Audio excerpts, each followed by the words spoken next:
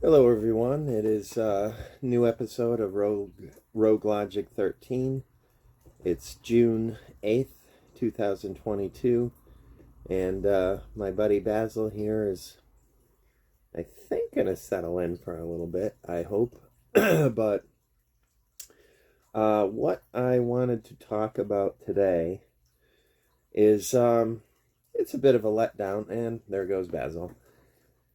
But this really pertains to and excuse me for probably how I look, because I did just wake up, but this is fresh in my mind, and I think it's very pertinent to what I'm doing here on YouTube. And I got very overwhelmed, very busy, and over the weekend I believe I may or may not have posted something already about a tag sale, which if I think I may have already also said that it's a regional thing. I'm sure everyone knows what it is, but if not, in other parts of the country, it's a garage sale, a rummage sale, an estate sale.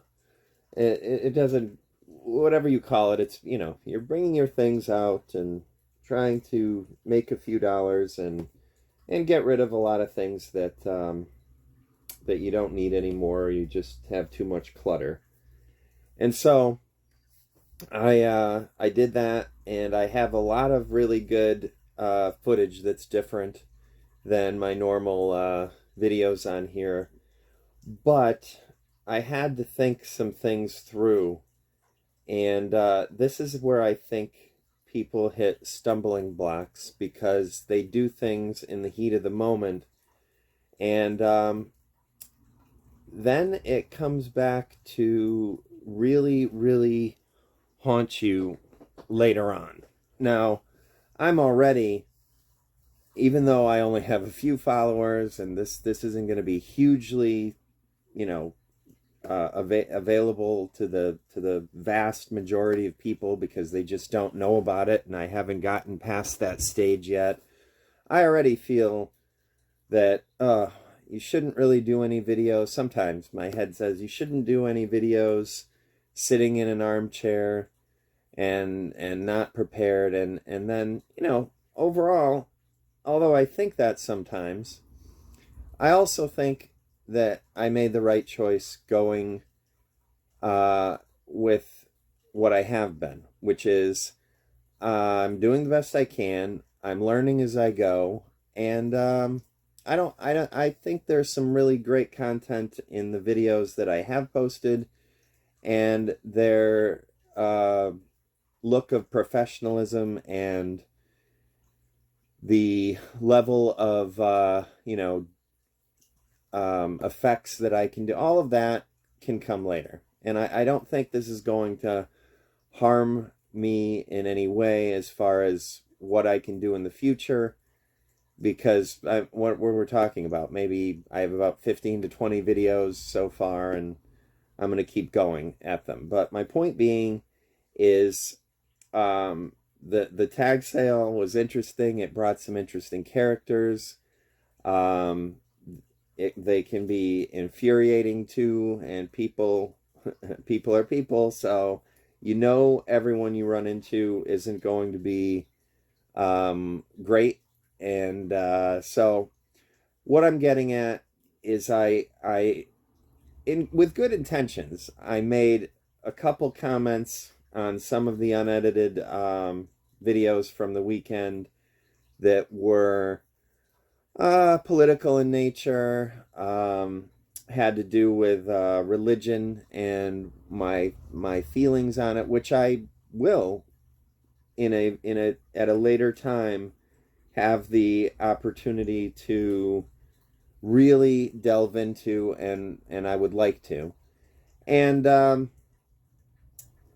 will do that. And unfortunately, the part I keep saying unfortunately is I worked so hard on these, and I was so happy with them, that I just really just want to post them up and get going with things and start new videos. But the problem is that with logic, that also falls into thinking about the long game rather than the immediate gratification or just what's going to be okay now. And what I think people forget about the internet is that it's out there forever. And I enjoy this so much, and I want to do this as a way to make a living. I want to do this to give information to people and get information from people and learn things and teach people things, I hope, and just be a beneficial factor in people's lives, and maybe just have a lot of fun doing it as well.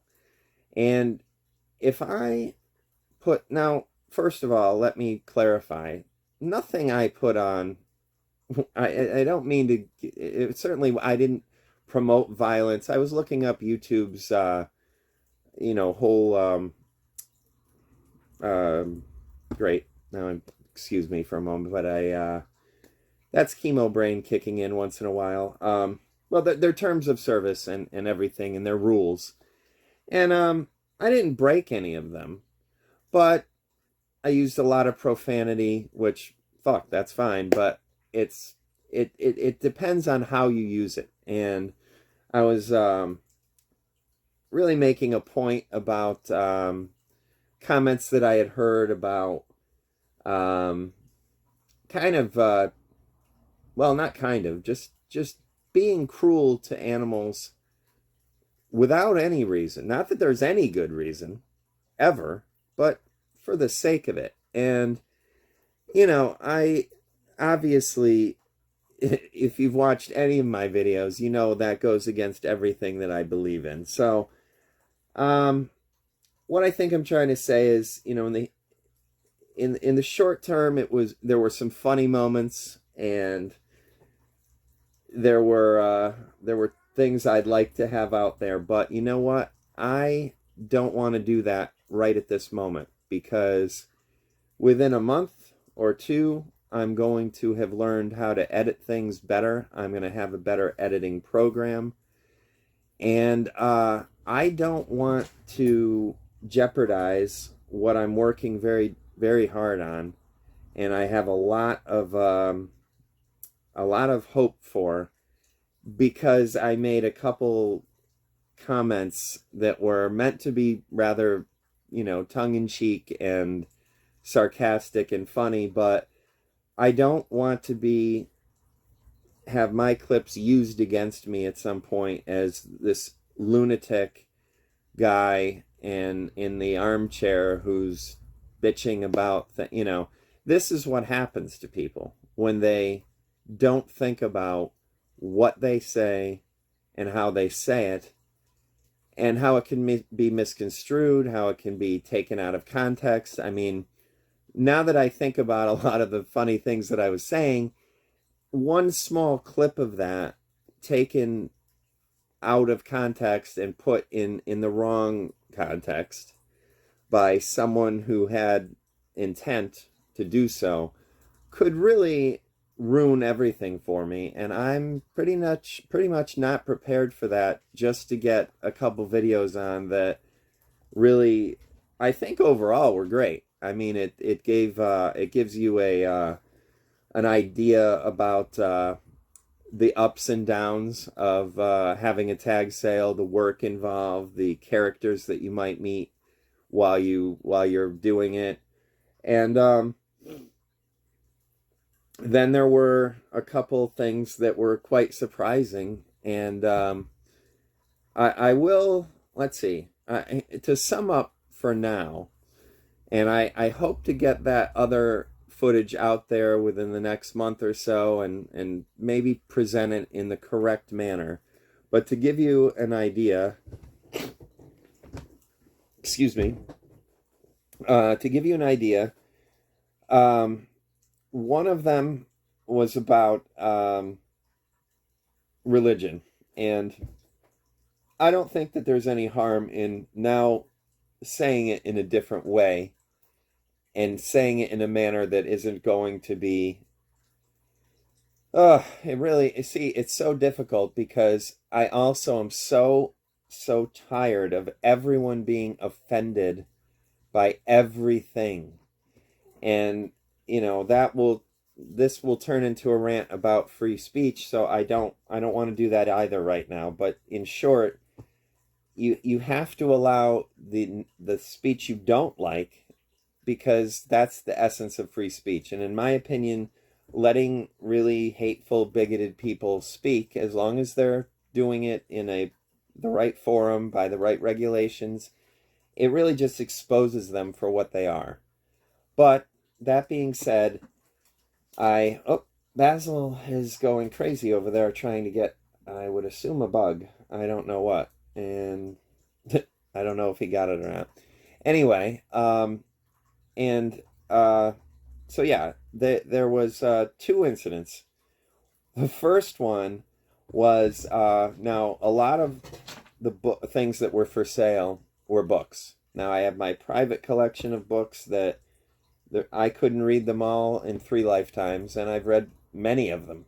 But then I had a very large collection of books that I was selling on Amazon. And although I love Amazon for buying, it didn't really work out for me after a while for selling, because again, that's another video for the whole story. But I just, from what I could ascertain and the experience I had, Amazon is more interested in very, very high volume, large sellers rather than a very small, even though, I mean, my book inventory on Amazon had a huge range of topics, from nonfiction to fiction, everything in between, self-help, everything. But huge for me was probably at its height, it had about 1,500 to 2,000 books.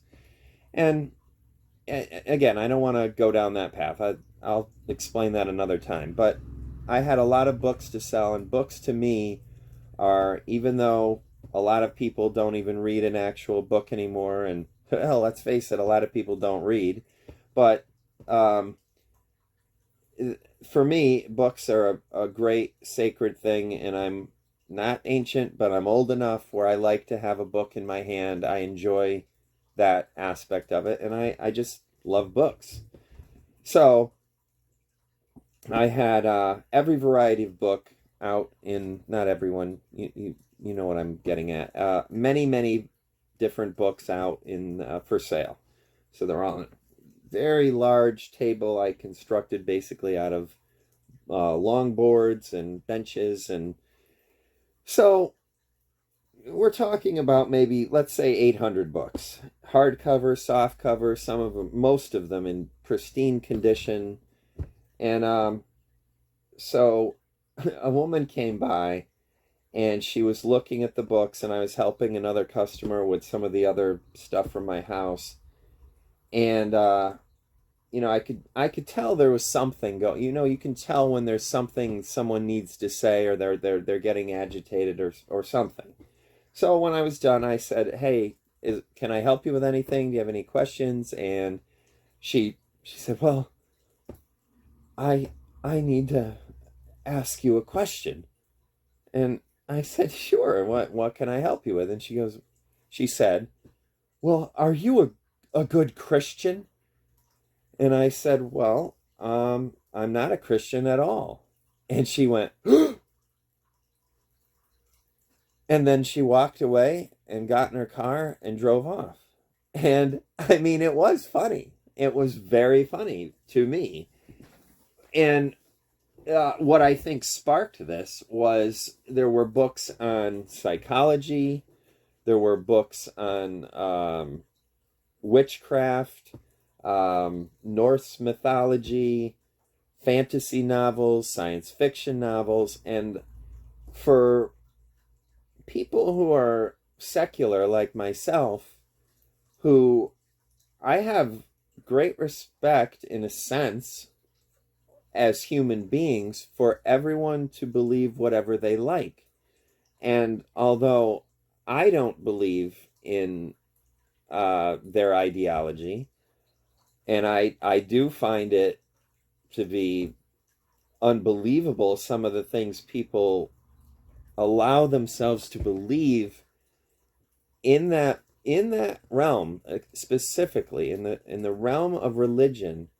They just seem to not use their same skeptical thought, logical reasoning, and it's suspended for that one thing. But again, that's their choice, and that's fine.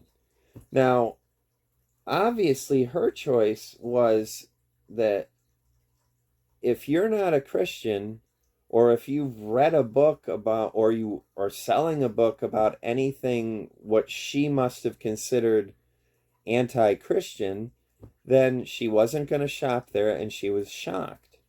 Now, to me, I thought it just seemed like something reminiscent of from the 1950s, but this is where we're at. It's 2022, and there's a lot of people with I think that mindset. Now, to be fair, later on, a couple came by, and if you end up watching my videos, because I told them about this, we had a nice conversation. They were, um, I don't know. They must have been between their late 50s to their 70s. I don't really need to.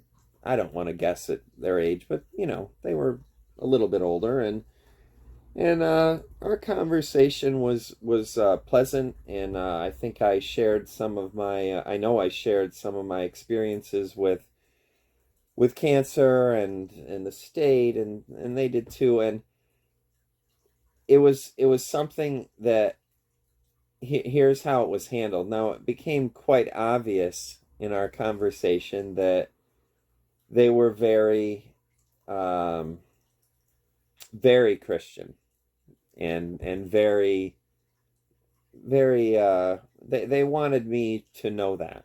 And that's fine. And there are a couple routes that you can take when presented with something like that. They were nice, but he in particular, I believe their names were Bernadette and Jack. So hello, Bernadette and Jack, if you're out there, and I enjoyed our conversation. But he wanted to keep making sure, and I know this is part of Christianity, is to spread the word, but making sure that I knew uh, that that it was God that did this, and God that did, and that's fine. And my decision there was, I'm not going to gain anything beneficial for anyone really if I blatantly said, listen, I'm sorry, but I'm not a believer. I don't, I just, that is not my pathway. So I didn't say that. And he found a very large illustrated Bible that I was selling. And I have read much of the Bible because I want to know what it is that people are reading and that they revolve their lives around. And, of course, to me, there's a lot of pretty nasty stuff in there.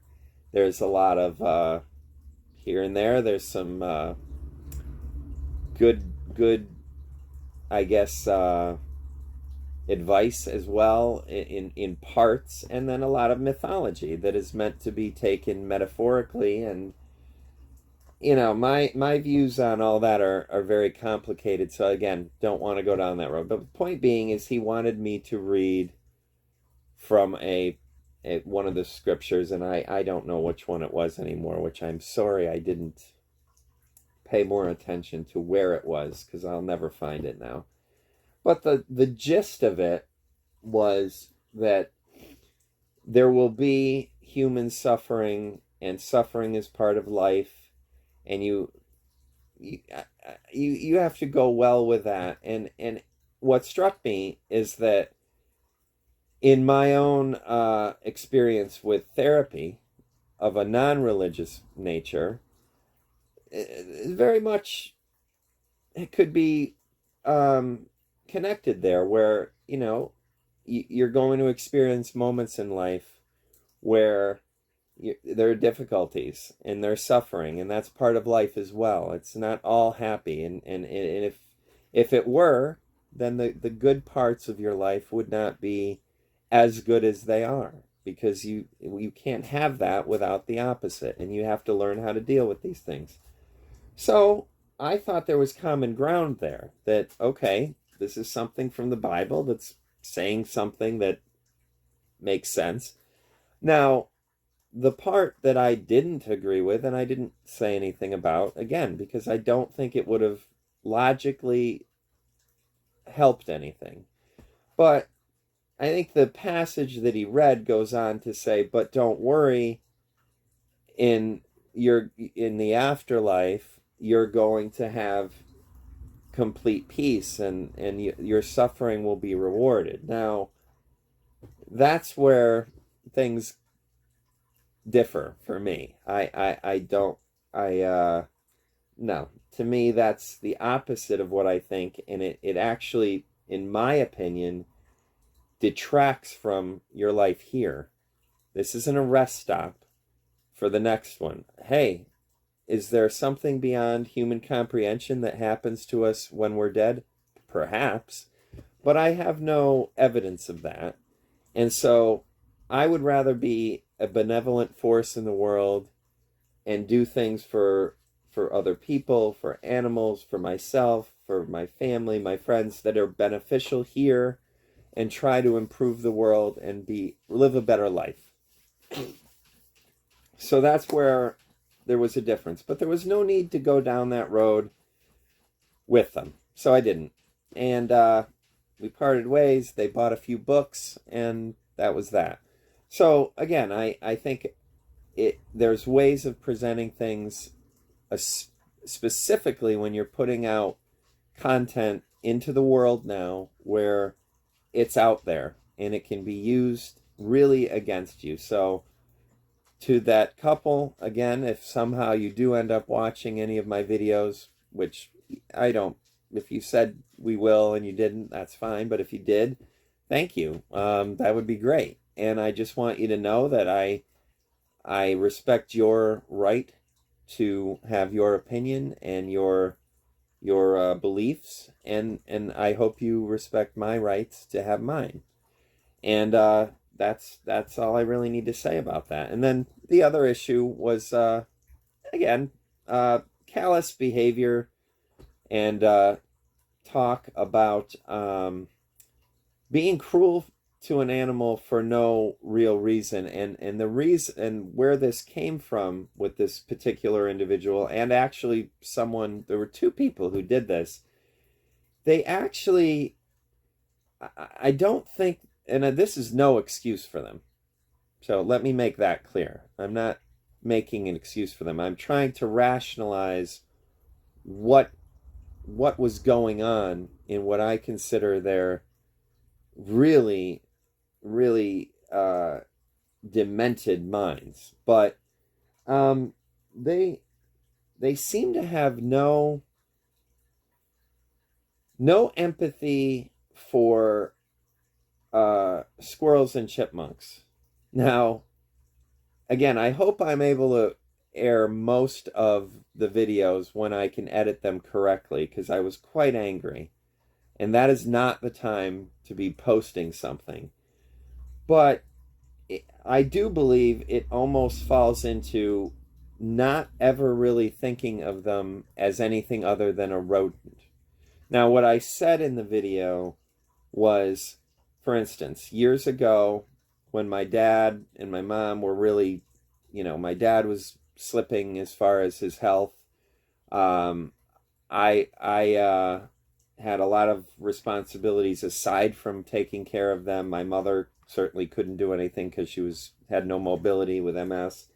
And my father was quite stubborn, and he one thing led to another, and rats actually were getting into the house. And I explained to him look, you can't let that go. I mean, I don't want anything to even happen to rats, but the truth of the matter is you can't have rats in your home. They are very destructive. They will tear apart the backs of your appliances. They carry diseases. So even, I mean, you could have a lone or a few domesticated rats, and I hear that they're actually very quite intelligent and whatnot, but in that environment, you can't have rats overrunning your home. It's dangerous, and it's something that actually my father, before I was able to take care of everything and get a regular exterminator in here and, basically take care of the problem, which never would have been a problem in the first place. But before I was able to do that, there were serious repercussions of what they did. They did a lot of damage to our home, appliances, and indirectly caused the demise of some of our older cats. And I to this day, I have some, I try not to, but I'm very upset with my father for doing the things he did, but he didn't mean it. He really didn't mean it. He just couldn't understand that he wasn't going to take care of that problem himself. So I've strayed off a little, but my point being is that the people that I ran into over the tag sale were just as if they couldn't comprehend, like, okay, if you have a bird feeder, then those birds come to your bird feeder and they're wonderful because you're supposed to look at the birds. Or if they have a dog, obviously, a dog is a family pet. Maybe they have cats, but these are usually the people that, again, I don't want to generalize, but they usually, without knowing cats, oh, I don't like cats, but again, that's a generalization, so let's not count. They just had no regard for the life of a squirrel or a chipmunk in this case. No regard. It was like as if, what's the best way to put it? Because all creatures have a right to live and do their best, I guess, but there is a difference between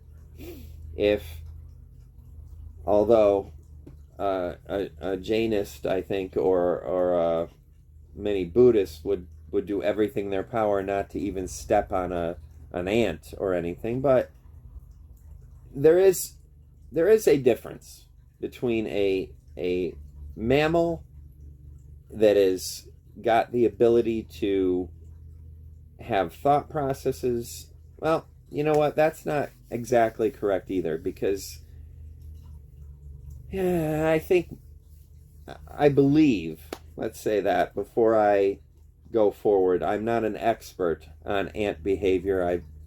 I don't have time to be an expert on everything. So does most of what ants do, is that instinctual, and do they have feelings, or do they? I don't know. And I'm straying down another rabbit hole here. I'm trying to make a point, is that amoebas and one-celled creatures in water, if you didn't drink the water, or what happens to them in your stomach, do they die? The point being is, it's a different level of life, no matter what you think or what your beliefs are. And I just was so incensed that these creatures, to them, meant nothing. And if you really watch them, like a part that I can share here now is that I will watch the bird feeder and the hummingbird feeder and the suet cage, and the interactions between all of them are so interesting. Like, there are certain birds that get along with the squirrels and chipmunks, and then others that don't. Some will eat beside each other. The chipmunk will do, or the squirrels will do these flying jumps that make the hanging bird feeders sway all over the place, and some birds will take off, some will stay on, and I just find their behavior so interesting, and they're just cute little creatures. And again, it's not for food. It's not for anything other than what seemed like sadistic pleasure in killing them. So I didn't like that. Let's put it that way. And I made a few rash comments, and I don't really need to do that because, again, think things through, specifically when you are posting things online. Now, for me, I'm not going to lose this opportunity because I got a little angry and said some things that, I shouldn't have said.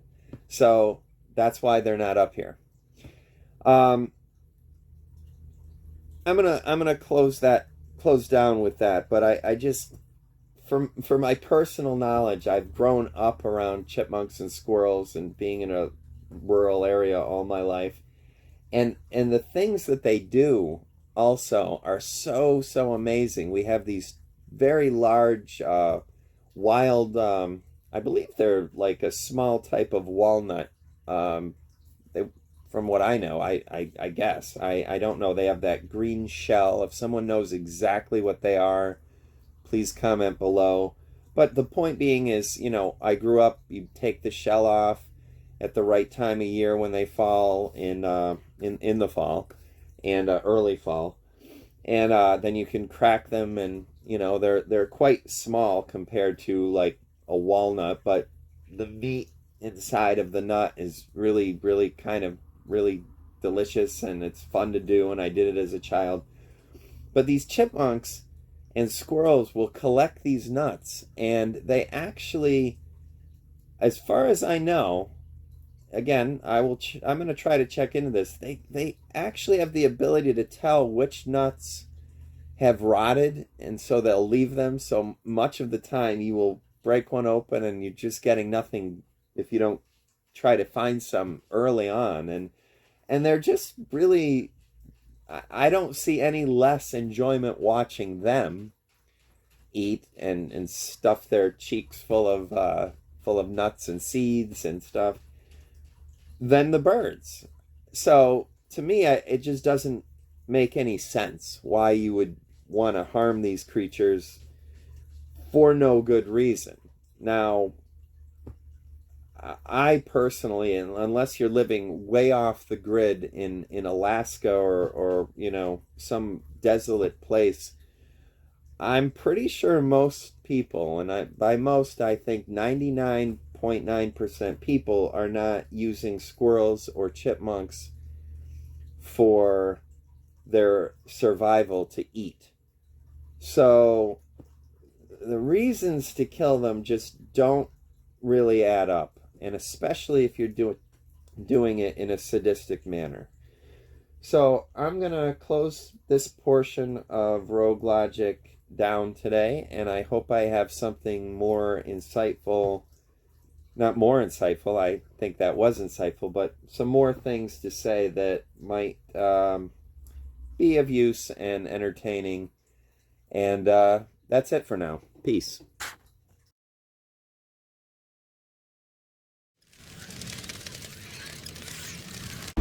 Hey everyone, checking back in again today, June 8th, 2022. Just able to drop off a carload of the books to, I guess it's called the Little World Library, which I did know about and forgot about, but people have little drop boxes in front of their house, and people can leave a book or drop a book, and it's a pretty great idea. So I was able to drop those off, and I was wanting to comment on my earlier post on here, which was, another really good reason that I'm very happy I didn't put up the the videos from the tag sale, and I've explained this before, is also I really don't want to be, it's bad enough with the beginnings of my channel to be, you know, looking like the place is a mess and there's no real studio set up. But as I said, I don't mind learning as I go in that regard. But I really don't want to be ranting and raving about things that affect me emotionally. And I also really feel that it's kind of important, to me anyway, if you're giving out information about yourself, which I try to be very careful about. You know, I'll only talk about my experiences as they relate to the video. For instance, the East Cemetery in Litchfield, that's a tour thing. I don't mind saying anything about my past and being up there, and of course with the things to do with liability and cancer and recovery, these are all personal experiences. So again, I don't mind sharing what I know, but I really see how a lot of people, I know a lot of people must be very, very regretful of some of the things. Not that you can't take them down, but really once they're out there forever. And I really don't want that out there. So I think it's a waste of the viewer's time, and it's a waste of mine. And what I do see is the level of these outrageous YouTube hosts who really will say and do anything on certain channels just to get a response. Well, yeah, that's not going to be my route to success here. Even if it worked in the short term, I really don't want to defend something that I said maybe in the heat of the moment, or that I find humorous because of my sense of humor, and other people will not. So, to be clear, if I have something to say and I have an opinion on it and it's unpopular, I will say it, and that's not what I'm talking about. But I really think it's a mistake to just go with any video, don't rewatch it at all, and just put it up there. Because again, I just think that I looked at some of the statements I made, just kind of winging it as I usually do, and they're no big deal to me, but I don't really know, and I don't want to. There seems to be such a problem these days with everyone being offended and canceling each other, and I just really don't want to get in the infancy of this project. I don't want to get warned or taken off YouTube or suspended or whatever happens, because that would really defeat the whole purpose. So anyway, that's it for now. I'm going to sign off, and I hope I have something with bits of merit for later. Have a great day.